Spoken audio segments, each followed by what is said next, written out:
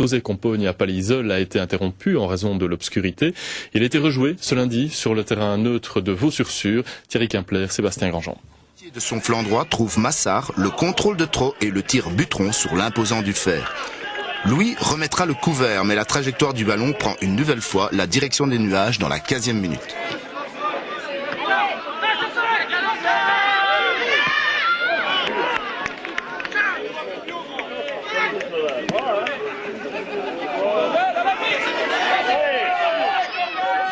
La belle combinaison Lapraille, Schlim et Pazot sera contrée par un défenseur compognois. L'alerte est donnée, Palaiseau doit commencer à se méfier. Coup franc de Salpetier contré par le mur. Un gros travail de récupération de Massard et Devresse trouve comme résultat le laborieux Salpetier sur son flanc. Le centre, mais le tir de Caron manque de puissance.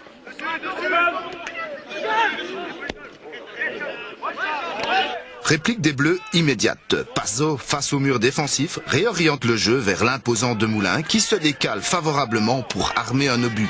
Delfer bloquant 2 temps et Devresse sauve les meubles. La rentrée de Salpetier est prolongée maladroitement dans l'axe par la défense. Ce ballon qui traverse toute la zone rouge sans être étonnamment capté par l'appareil, Denonça insiste entre 2 joueurs. C'est bien essayé. Mais Compagne veut cette victoire à tout prix. Le bon placement de jambe de Louis qui réoriente le jeu vers l'intérieur et son centre parfait trouve la tête de Demoulin. Un ballon bondissant, remise de Schlim pour ce grand numéro 3 qui avait eu le mérite de poursuivre son effort et son tir à bout portant crucifie Dulfer. Offre ainsi par la même occasion le premier avantage à Compagne dans cette partie. Nous sommes à la 40e minute et 1-0 pour les Bleus.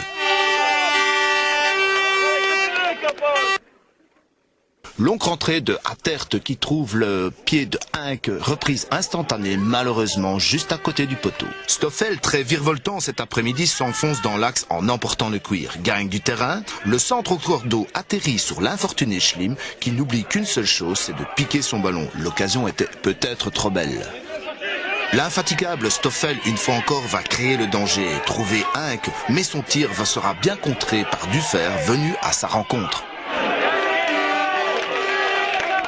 La longue ouverture de Schlim va chercher très précisément Louis. Le crochet pour se mettre sur son bon pied et le tir en manque de puissance obligera malgré tout Dulfer à la parade. La perte de balle au centre du terrain, Stoffel trouve Herbeau, le joueur masqué, qui lance instantanément Pazot et ne se fait pas prier pour placer le ballon au fond avec beaucoup de sang-froid. La messe semble dite pour Palaiseau alors qu'il reste à peine une petite dizaine de minutes dans cette partie. Bon abattage de Gillet dans l'axe, Salpetier, Gillet et l'ouverture tranchante pour Clarène, qui tente sa chance mais sa tentative trouvera Lapraille dans sa direction qui est obligé de repousser du point. L'opiniâtreté de Pazot sur le flanc gauche va payer. Bien entouré pourtant, c'est avec le relais de Vandenberg que Stoffel placera un tir imparable de l'extérieur du pied et signe ainsi par ce 3e goal la fin de tous les espoirs orangés. Le but tombe, je vous le rappelle, à 2 minutes du terme. Résultat sans pardon pour Palaiseau, 3-0.